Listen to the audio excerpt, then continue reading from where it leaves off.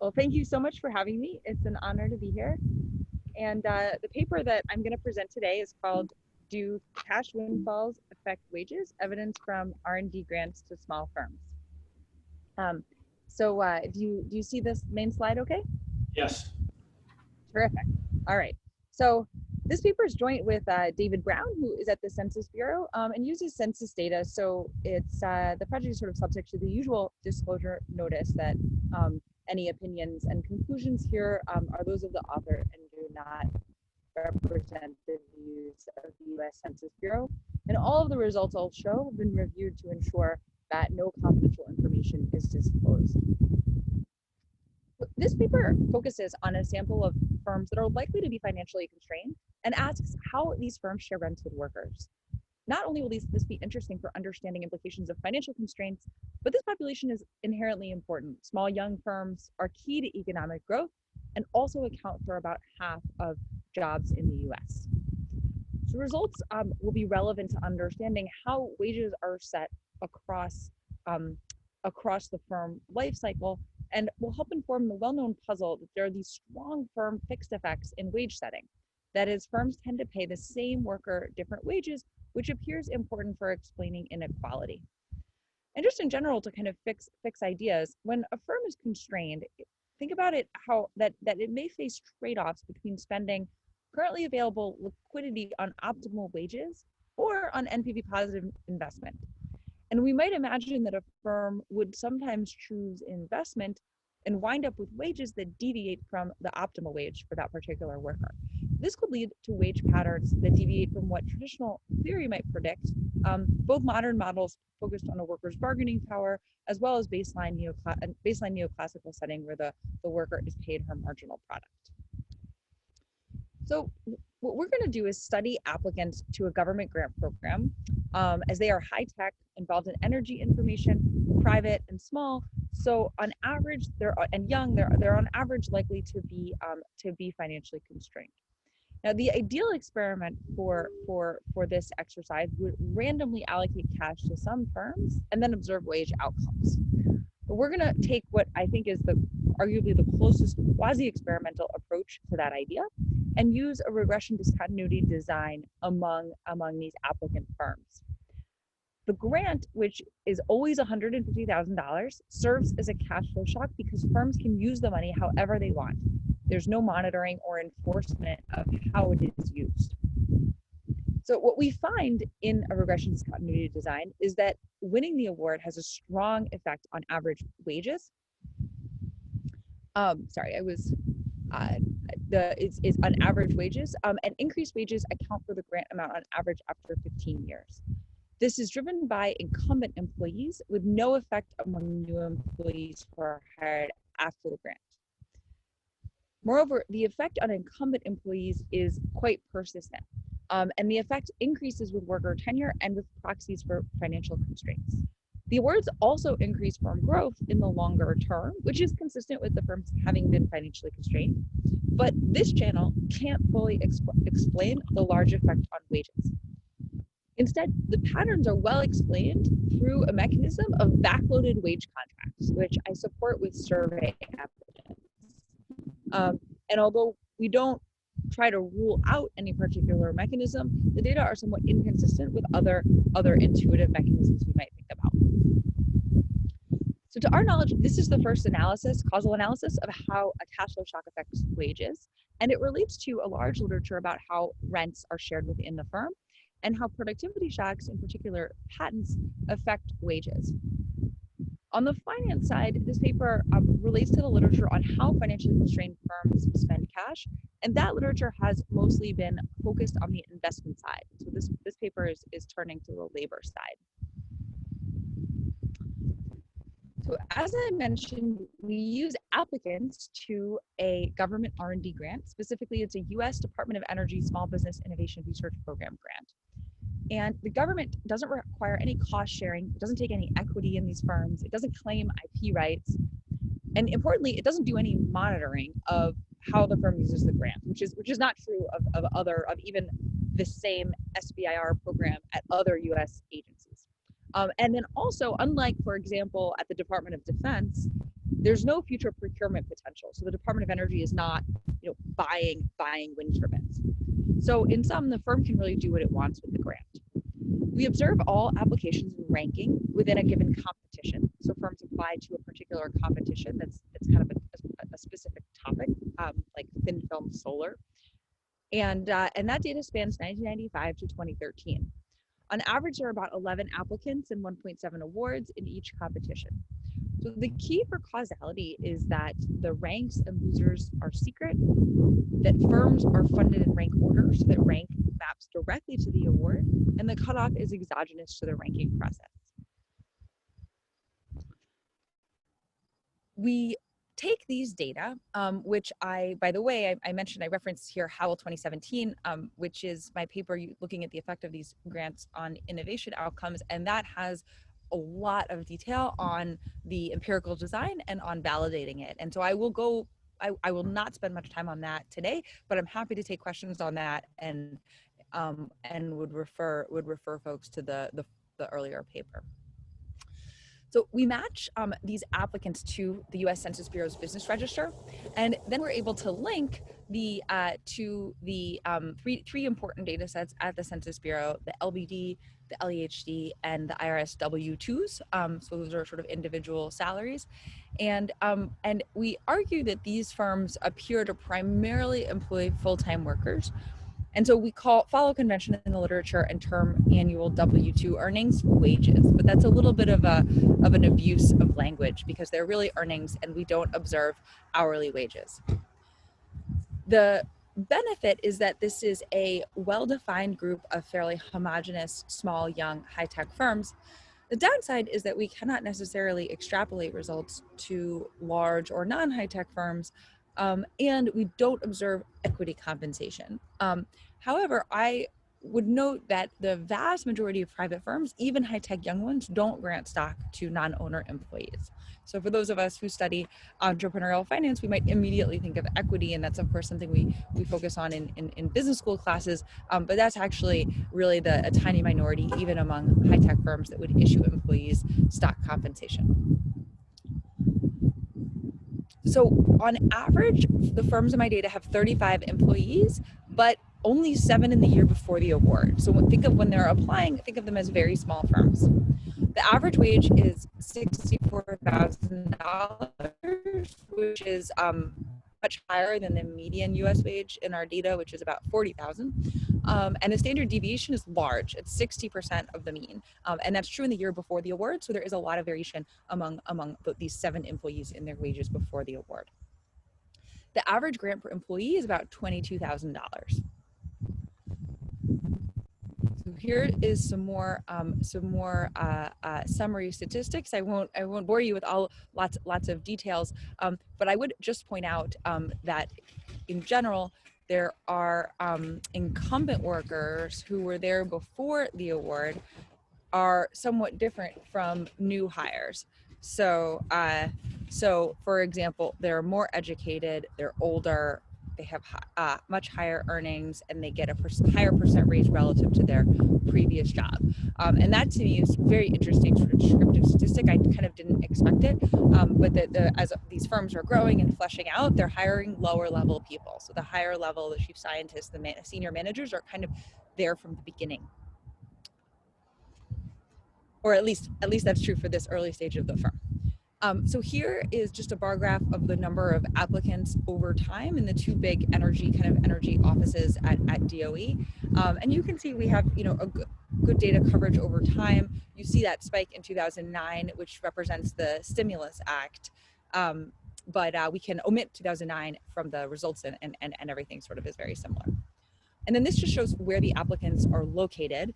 You can see they are clustered where we would expect in the big high-tech hub cities, but are also, dispersed around the country. So we have applicants in lots and lots of different counties.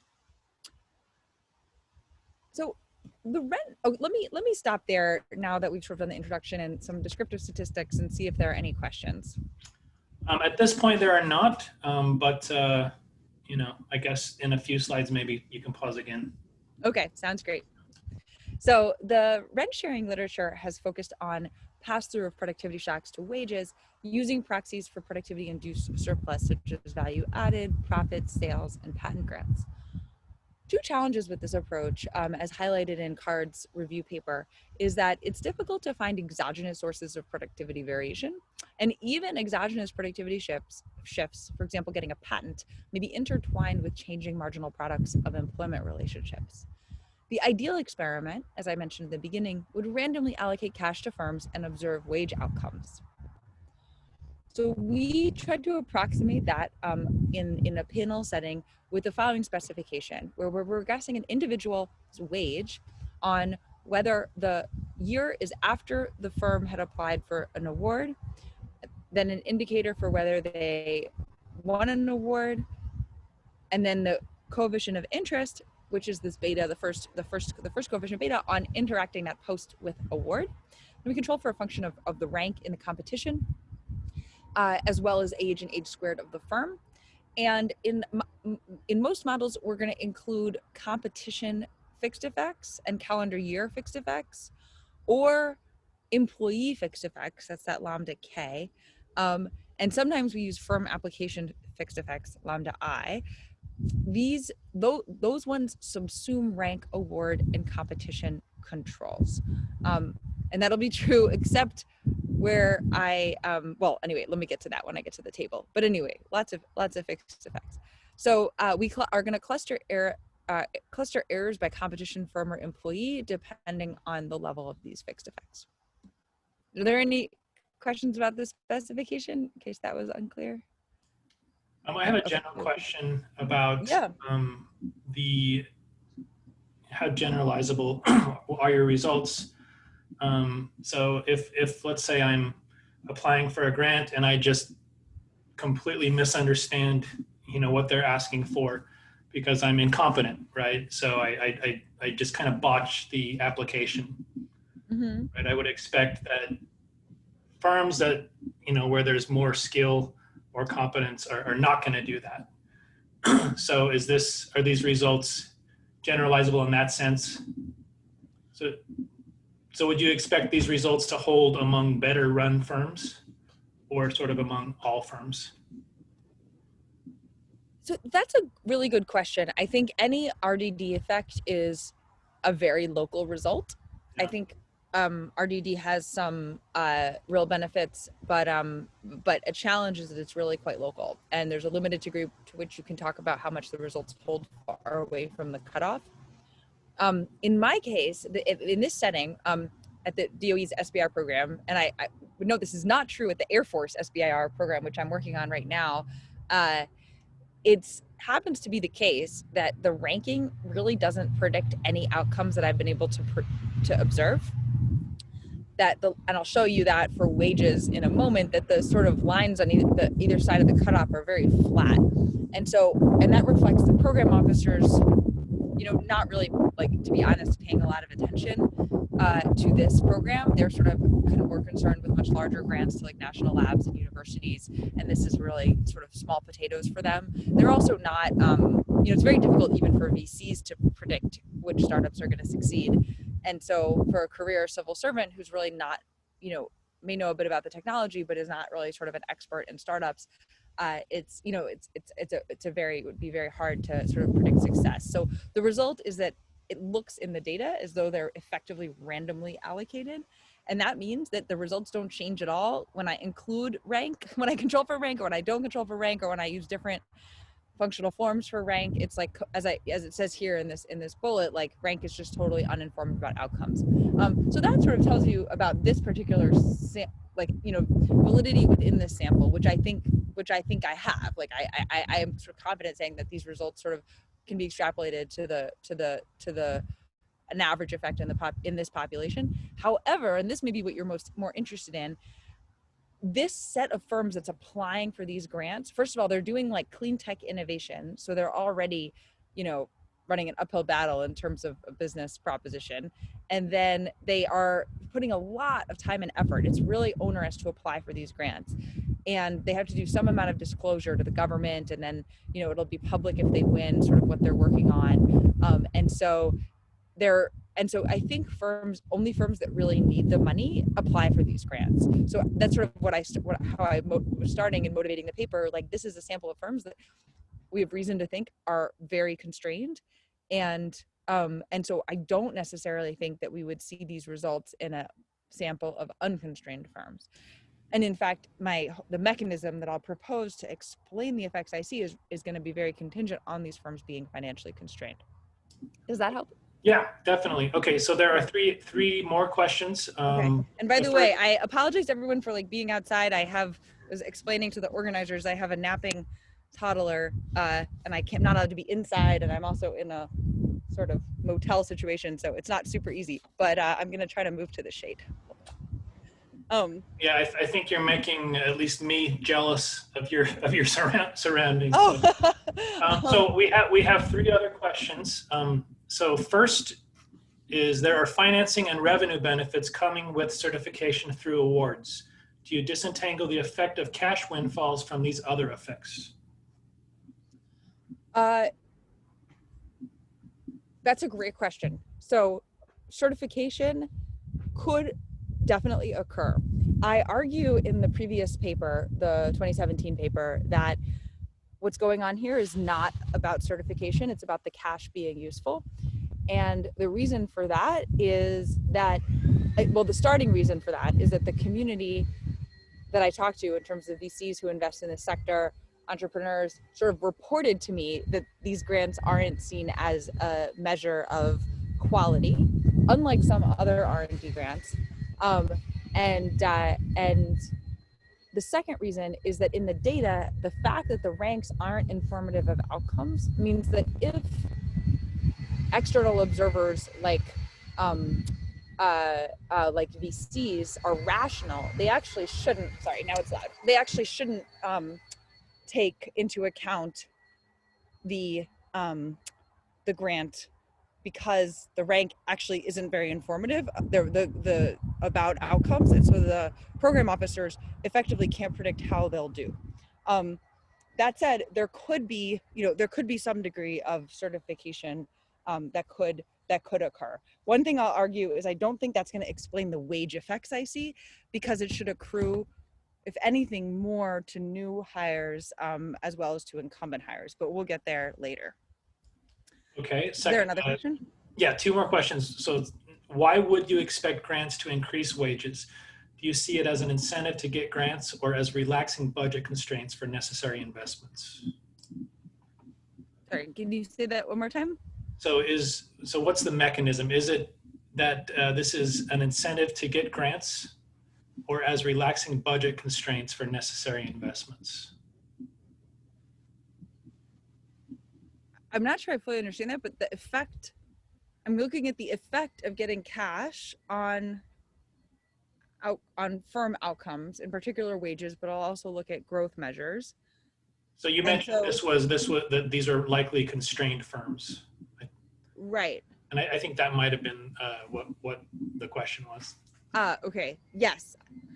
I'm starting with a pool of firms that I sort of expect to be constrained, and then I find effects in the previous paper on innovation and venture capital, and here on measures of growth, on revenue and employment, and that is sort of consistent with them spending at least part of the award on investment and having been constrained. Does that? Yeah, I think so. Okay. So there's two more questions. One of them is, what is the probability of winning an award? I think you gave some summary stats there. Yeah, it's about between about 10-15%, I think. Okay. And a couple more clarifying questions here. Can a firm receive grants multiple times? Yes, and we'll only include the first win in the main model here. Okay. So do you think there may be timing the application have something to do with the life cycle of the firm? I guess if they can apply multiple times, that might not be the case. Certainly it's not random when they apply. Absolutely not. But what's important to stress here is that the empirical design, an RDD, is taking as given whatever is determining entry into the sample, and then is looking right around the cutoff, comparing winners and losers. And if the assumptions are correct that the cutoff is those firms just above the cutoff are can't be differentiated by the program advisor from firms just below the cutoff, then you have sort of an experiment around the cutoff. And so it doesn't really matter if firms were timing their application in some particular way. That should apply equally to the winners and the losers. And so the effect is causal within that sample. Okay. There's one more question, and then maybe after this question you can move on. So this question is about whether these are truly, or whether these grants are predictable or not. The questioner says, living in Illinois, I have little faith that public officials award grants purely on merit. Is there some consistency in who's winning these awards over time? Is it the same firms, or do these tend to be young firms? Maybe that's in your earlier paper, but yeah, so there is a whole phenomenon called SBIR mills, where there are these sort of firms that specialize in these grants and they win them many times. And they're a small fraction of the number of unique firms in the data, but a substantial portion of the money that's spent. And I don't think so that's certainly happening. I have no reason to think that there's any degree to which these awards are politicized or that the program officer doesn't think that they're awarding on the merit. The program officer is sort of a career civil servant, is an expert in some like solar technology, and gets these written proposals, ranks them, sends them to a different office, which determines how many awards can be given in every competition. That determines the cutoff, and then the firms above it are awarded. And it's not huge dollars. There's no political appointees that are involved. I don't have any reason to think that it's politicized. All right, well that's great. I'll move on, but take more questions shortly. So this shows, this shows the kind of main effects at the employee level. So here in column 1, for example, we're including your employee fixed effects. And what we find is an effect of about 3%, which is equivalent to a rent sharing elasticity of 0.07. And on average, the grant is sort of accounted for, if supposing it was only spent on wages at the average firm in 15 years. So in column 5, we restrict the sample to 2 years after the award. So we don't include years after that. And we find actually a slightly larger effect, not significantly different, but we can conclude that the entire effect is observable within 2 years. Then in column 7, we are identifying off of switchers with firm and employee fixed effects. Since it differs a little bit from what I described on the empirical specification slide. So you can see I have both employee fixed effects and firm fixed effects, and that's possible because I'm using complete career histories of each employee, so I can identify off them coming to this firm from another firm or leaving this firm to another firm. And then the effect is a little bit larger at 7.6%. Now we'll get to some results I think are really interesting. So when I restrict to incumbent employees, the effect is significantly larger. And then to see whether that is statistically significantly different than the effect for new hires, I interact winning with being an incumbent and find this large significant coefficient. So relative to the effect relative to a new hire is significant, and that's true and even larger within a 2-year window. So new hires, and basically when we add up these coefficients, new hires are not getting any benefit from these grants. They're in fact, if anything, are getting less than a new hire at a loser firm. So here is the effect on wages around the cutoff. As you can see, there's sort of little information in rank on either side of the cutoff, but a substantial jump around the cutoff. This now shows, and so by the way, so it's here, the x-axis here is rank within the competition around the cutoff, and then here I'm going to make the x-axis the quarter around the award quarter, when the time that the award was given, and -1 is fixed to 0 is the omitted group, and then we look around it and before, and what we see is that the wage effect really starts to show up significantly in the second quarter after the grant, and then it persists over time. So one question you might have is whether this effect on wages reflects more hours worked. So this is unlikely for two reasons. One is that the effects endure over time, and if higher wages reflect more hours worked, the effect should decline over time as the firm hires new workers and reaches a new target size. Second, the effects differ dramatically between new and incumbent employees. So it's not sort of clear why you would sort of expect everybody to be working more hours. So I tested heterogeneity in a wide array of worker characteristics that I had access to, and by far the strongest source of heterogeneity is in worker tenure.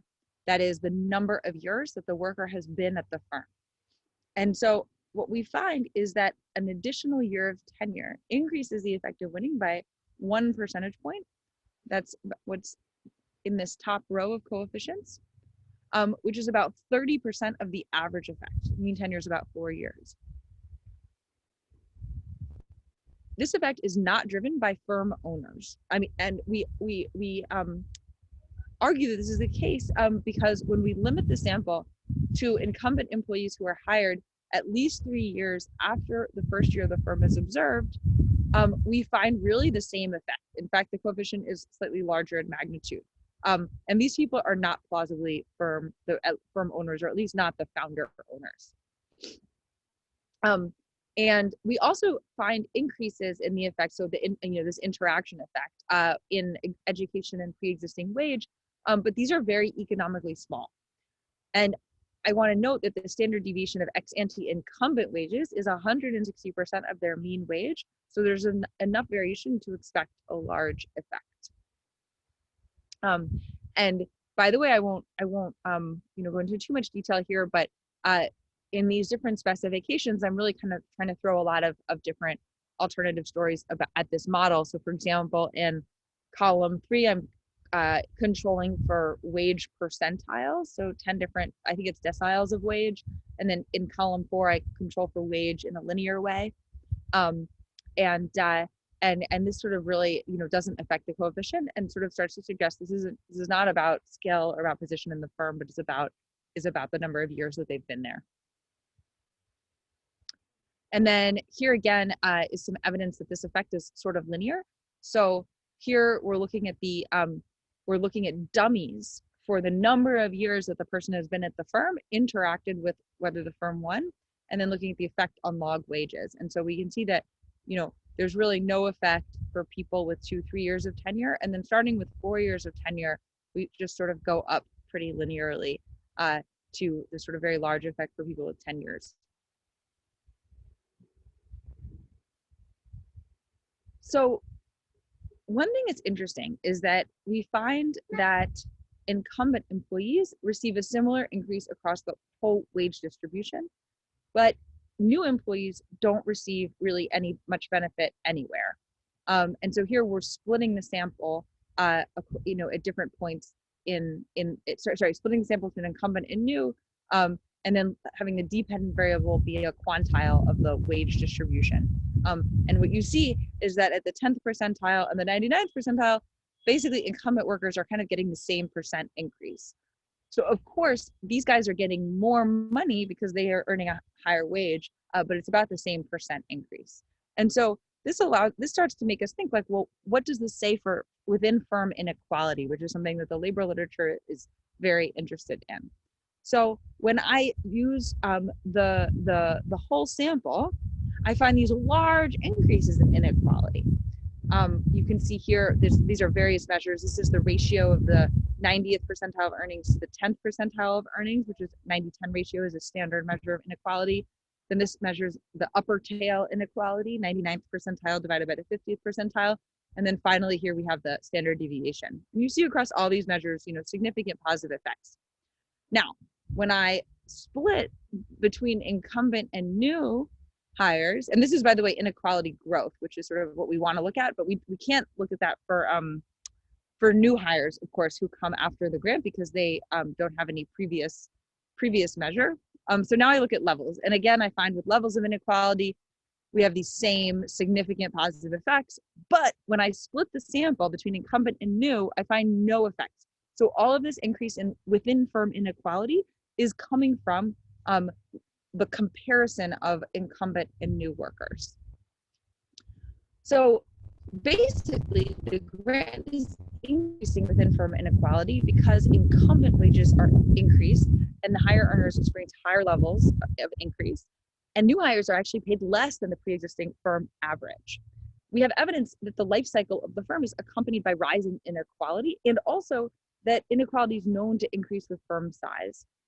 And I think this is a little bit speculative, but I think what we're sort of seeing here is that inequality within the firm is increasing, and arguably all of the incumbent workers are receiving a fair share of rents, and new hires are treated equally as a group. We know that workers value perceived fairness in wages, and also that people dislike unfairness, but actually not necessarily inequality. And so it's possible that at a financially constrained firm, if the worker feels that he is getting a fair share of sort of the firm's success, then a workplace with increasing inequality might actually not seem sort of unfair. And I think that's the sort of thing that could be interesting for future research. Sabrina, I'm going to talk to growth and constraints, but first I'll take a couple of questions. Okay. So we have quite a few here. Let me make sure I'm getting them all. To what extent, would the number of new hired workers also matter, not just the average wage per new hire? Matter for what? I guess, is there a difference here in like the number of employees they hire? So there is an effect, which I'll mention shortly, on employment. The effects I was showing you are within firm. So to go back to this sort of main effect, this is within employee. I can find a very similar result within firm. So some firms are hiring more workers than others, for sure. And I will show you some heterogeneity that suggests that the firms that are actually sort of investing more in revenue growth are the ones are not the ones that are increasing wages the most. That there is some degree of substitution. I don't know if that helps. Okay. There are a few questions here about whether this is a temporary or permanent one-time bonus. Right. So what I expected was that there would be, if any effect on wages, it would be a temporary sort of one-time bonus, and then wages would go back to normal. But that is actually not the case. So we can see wages increase for up to 5 years. Our sample kind of peters out. We don't have many observations after that, so I can't speak for more than 5 years, but we find sort of persistent effects out to 5 years. And that is actually one reason that I was interested in trying to find a mechanism that would explain why you wouldn't just see a one-time bonus or maybe a reward for winning or contributing to the effort of applying, why you would see something that would persist over time that would sort of suggest that people are being bumped up to their optimal wage or something closer to their optimal wage. Okay, the question about these new employees getting less from the winners than from losers, is that appropriate because the present value of the boost to the new employees includes future growth opportunities for the firm? Shouldn't that be larger for the winners than for the losers? So are they receiving these rents? So wages are not set based on future growth opportunities for the firm. We don't think, in most cases. The canonical model is that you're paid your outside option. Was it Becker who had this great line about Chicago doesn't decide what I get paid, every other school does, or something. So that's the canonical model. I think the modern labor literature thinks that there is a bargaining that occurs between that reflects, how much monopsony the firm has, how much bargaining power the worker has, like what its outside options are. And there's a zillion different models in that literature, but in general, if there is weight placed on firm rents or surplus is how it's usually described, which is not really exactly the same as how we think about it in finance of future sort of NPV or future cash flows of the firm. If there's weight on that surplus, then it's certainly not. It's like not estimated to be one. It's estimated to be very far from one. So I'm not sure that that's the case. Yeah, I think maybe there's another question sort of related to that. This idea, maybe you could explain the results that the new employees of the winning firms receive lower wages than new employees for losing firms. Is that a result, or? Yes, it is a result. It's not economically huge, but it is a result. And so I think, so what I'm going to argue is that the mechanism that I'll propose to try all this stuff together, is going to suggest that the winning firms are actually able to sign very backloaded wage contracts with new employees. In other words, paying them less upfront and promising them more in the future, in part because they've actually have credibly, started to pay out their old kind of contracts with early workers. And so you could imagine that if you're going to so that's sort of could be one part of the story. A different part of the story could be that firms that are not doing so well, they didn't necessarily just win a grant, they may have less bargaining power with their workers and have to pay them more because it's a higher risk job. So that could be one possible story. Okay, there are two more questions. One of them, is this just management giving themselves raises? So it could be, but the striking linearity in tenure and not in any other worker characteristic, including wage and education, is not super consistent with that. So I can't rule it out. Just like I can't totally rule out that it's owners paying themselves in some way. There's a lot of, but that I can't necessarily rule out, but it's a little bit, the data aren't super consistent with that. You would expect managers are getting paid the most, and that would be a more powerful source of heterogeneity than tenure. Okay. Finally, 10 years tenure for a startup is a lot. Are they really startups at that point? So I don't necessarily. So the average firm is about 12 years old. Particularly for capital intensive high tech firms, it does take a really long time to get off the ground and prototype your technology. These firms are around for a long time.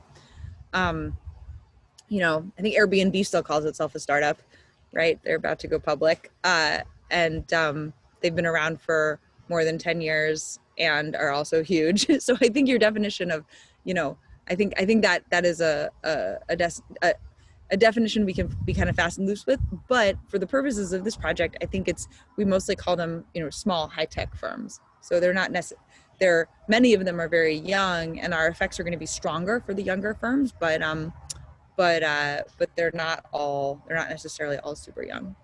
Okay, that's the end of the questions at this point.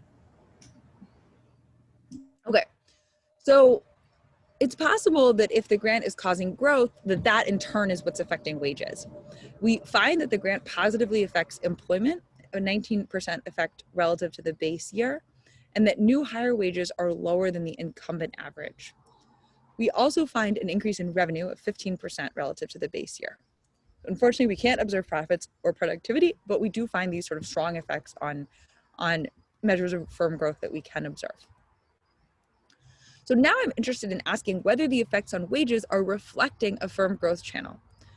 So first, I ask whether in the initial years after the grant, the firms that have higher revenue, employment, or innovation growth are also the ones that are having higher wage growth. So if this effect on wages is from a firm growth channel, then I would expect that it would be correlated that the firms that are growing more are also the ones that are having higher wage growth. And I don't find that to be the case. So here I'm interacting with revenue growth, employment growth, and patent sites after in the 2 years following the award. And if anything, the coefficients are insignificant but negative, and then in fact statistically significantly negative for patent sites. So this is consistent with the immediate pass-through to wages that we observe, remember, happening in the second quarter after the award, not reflecting a productivity channel. We also find, so I mentioned this the second quarter thing, 1 quarter doesn't seem enough time for investment to pass indirectly to wages via growth. Though I should mention here that the firm could expect future investment to lead to growth, and that could and then it would somehow pay people in advance. So that could happen. And third, nearly the entire effect on wages is present within 2 years, while only half the effect on employment and revenue is within 2 years. And then finally, I think this is the most interesting test, we do a revenue decomposition where we naively instrument revenue growth with winning an award. And we find a much smaller, weaker effect on wages than the main effect of the award. So this is basically saying, like, what if I take the part of revenue that can be revenue growth that can be predicted by winning, how much does that predict wage growth? And what this regression tells me is that about 17% of the total effect on earnings can be explained through a revenue channel. So in sum, I conclude that the effects, particularly on these incumbent wages, can't be fully explained by firm, subsequent firm growth. Now, at the same time, we know that the growth results are indicating the firm is partially using the grant for investment. So they seem to be using part of it for wages, part of it for investment. And that points to the firm having been financially constrained. And so we want to test whether indeed these firms, the effect does seem to be larger among firms that are more constrained. And we show at the firm level that the award has larger effects on both employment and payroll among smaller and younger firms. So that's here. So we can see, this is again within the incumbents, which is where we find the significant effect on wages. When we interact winning with being above median size, we find a negative significant effect. Here's the effect for the small firms, and similarly with older firms. And then this would be the effect for young firms. This is previous. The effect was larger among firms that were growing faster before the award.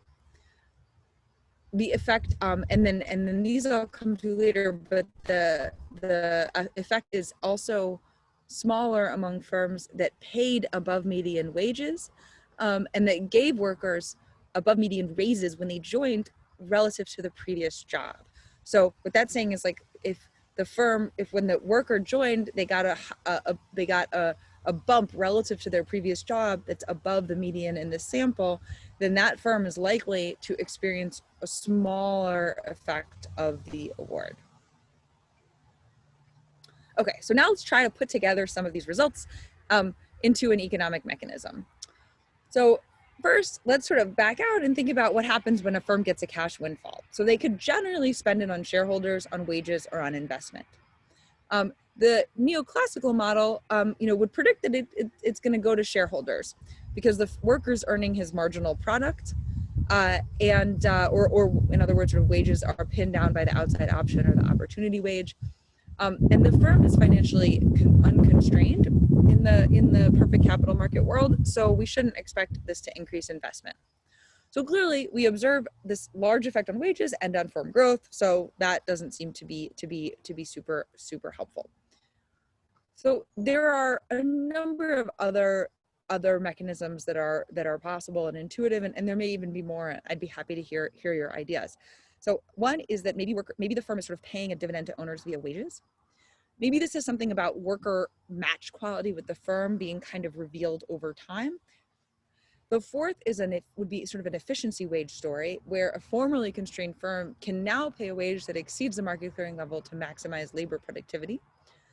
A fifth mechanism is incentive contracting, in which the labor contract maximizes effort. So people are being rewarded for having successfully gotten the grant. They put in effort, perhaps those who put in the most effort in the application are being rewarded. Another mechanism is sort of just a worker bargaining power, where wage reflects some combination of productivity and the outside option, and productivity or expected productivity are going up, and so we're seeing therefore these wages go up.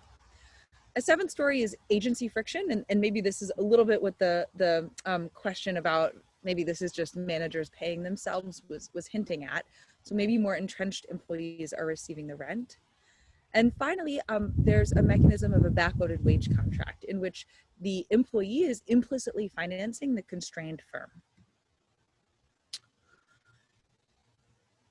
Cross-sectional evidence that I've, of the type that I've shown you and will show you, prevents strictly ruling out any of these hypotheses. So the tests that I have don't have a causal interpretation, like the main effect from the RDD, saying the effect is larger among small firms or something like that doesn't have that same sort of causal interpretation as saying the grant affects winners this much.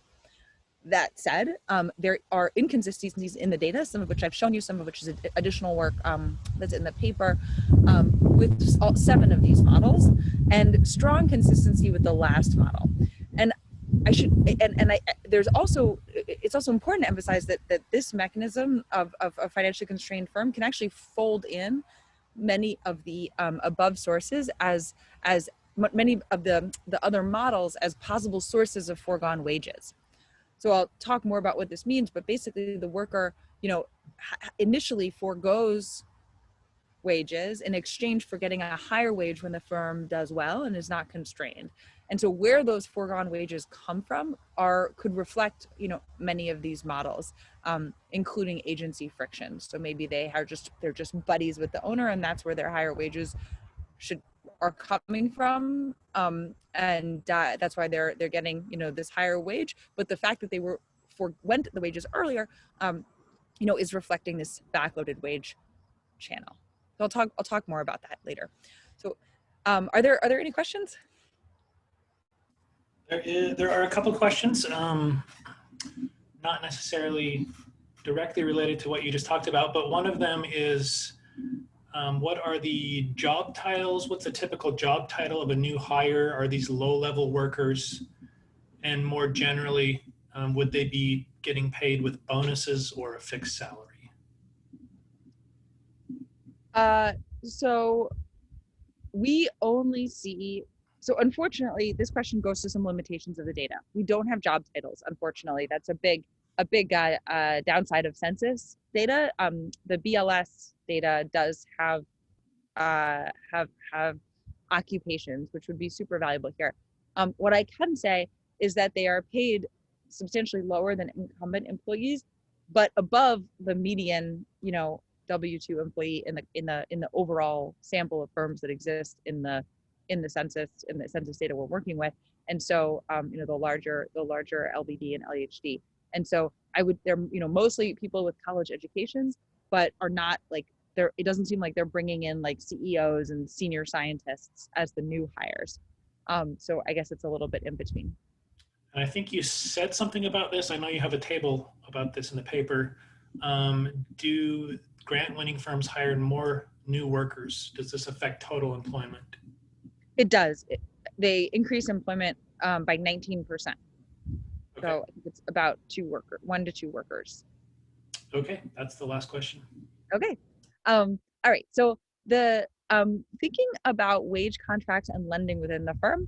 So the idea here is that lending within the firm manifests as a dynamic element of wage contracts. That is, the way that lending within the firm looks is that wages change over time. This creates a wage tenure relationship. And the traditional view had sort of the opposite prediction. So the traditional view is that the firm is relatively unconstrained, whereas the employee is relatively constrained. And so a relatively risk neutral firm is going to ensure a relatively risk averse worker. And you predict that the wage tenure profile is pretty flat.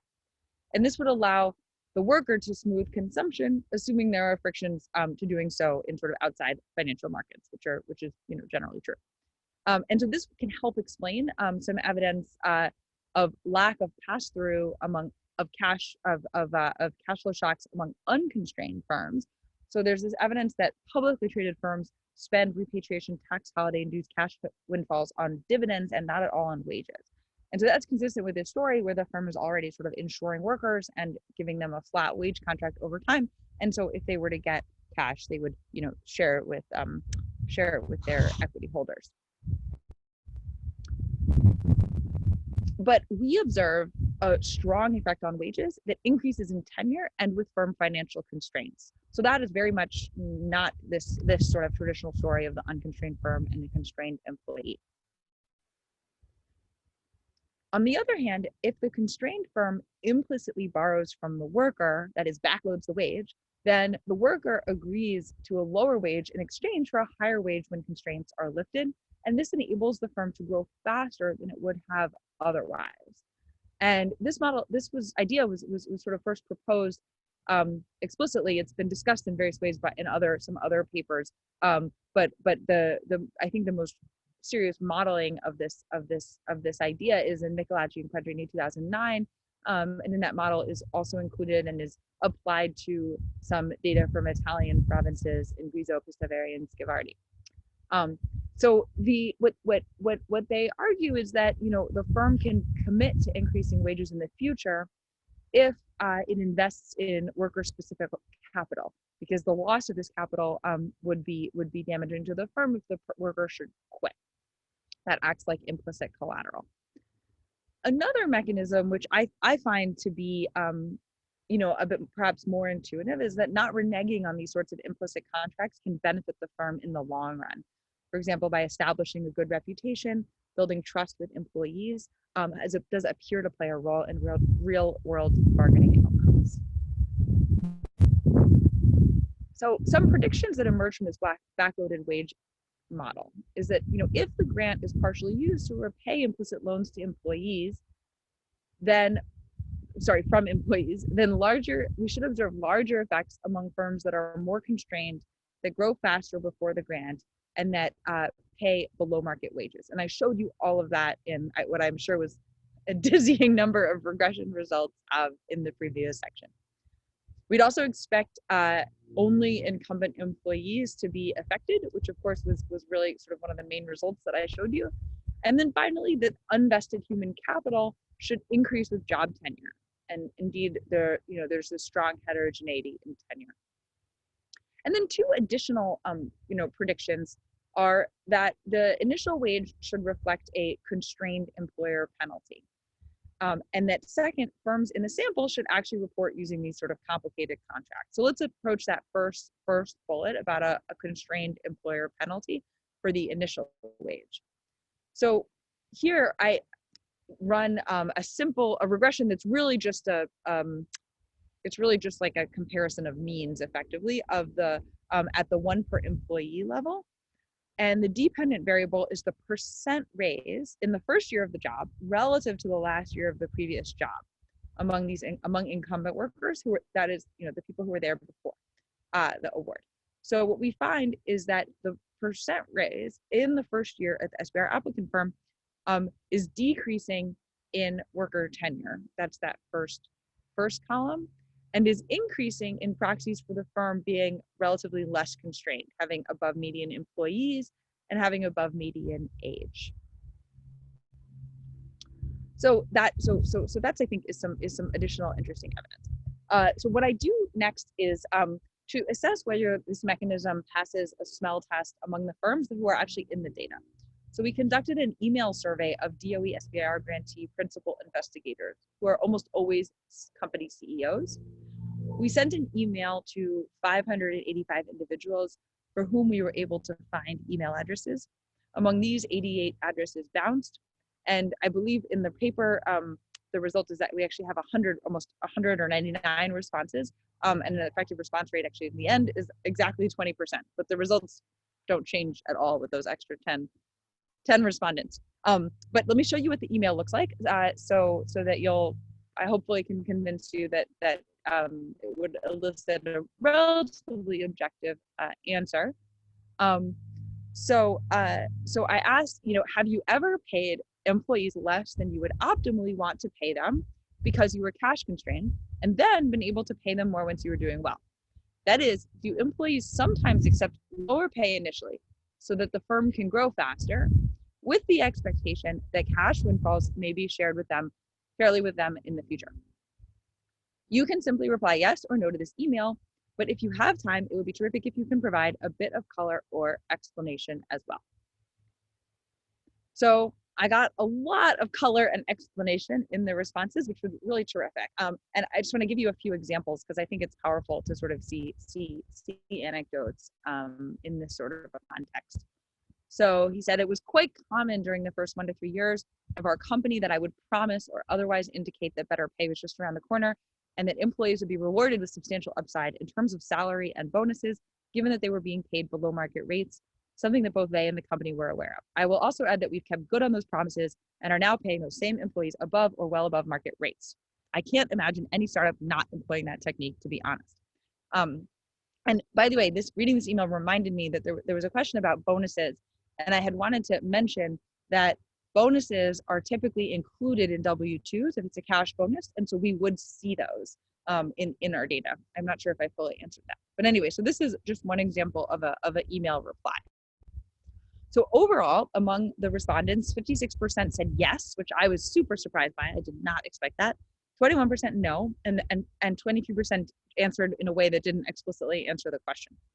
So of course, there is a bias in the subset of grantees that we reached that had email addresses that were still working, and also in their decision to respond. And I would expect that more, probably more successful firms, and since I mentioned the SBIR program in the email, perhaps firms that have a better association with SBIR would have responded. But that said, there's, I think, a powerful result here, which is that firms in the data do often use backloaded wage contracts as a result of having been financially constrained and share windfalls with workers as a way to repay these contracts. And I'll just give you a few more anecdotes to sort of drive this point home. So one founder and president said, I effectively do this by supplementing salaries with discretionary year-end bonuses proportionate to base salary for each employee. Another CEO said, I've done that often, several times with the promise of higher salaries in the future, have often also delivered on that promise. And one thing she says that is also very representative of the answers I got is about the importance of sort of the learning curve and challenges that they will encounter. Someone else said this was a very good strategy as long as the candidate could understand the vision and was willing to sacrifice short term for the long term. And I think these points raise the importance of non-pecuniary benefits in certain types of jobs, particularly high-tech, young firm type jobs, and that's an important part of what's happening here and why workers are willing to potentially accept these backloaded contracts, because even if they are risky, a benefit that they're getting is a job in which they can learn, have a lot of autonomy and responsibility, and that helps make these sort of implicit contracts work. So in some sort of all of the predictions that I've been able to come up with from this backloaded wage contract are fulfilled in the data and in the survey evidence. So, what are some implications of this if we can all kind of take it at face value? So a back of the envelope calculation suggests that after a grant, incumbent workers actually do earn a premium for having accepted the backloaded contract. I don't find any evidence of a significant change in the overall wage tenure profile after the grant. Plus, as we talked about earlier, the new hires are actually paid a bit less than at loser firms. And that suggests that the firm does remain constrained and engage in similarly backloaded contracts with new hires. And then finally, we might ask why a still constrained firm pays back incumbents. And I sort of provided some rationales from theory in the previous section, but I think it's worth saying that they can use this to pay back employees with the most unvested human capital, and that gives the firm credibility in engaging in new backloaded wage contracts with those new hires who are maybe getting below market wages. All right, so I'll conclude and then take any additional questions that may be here.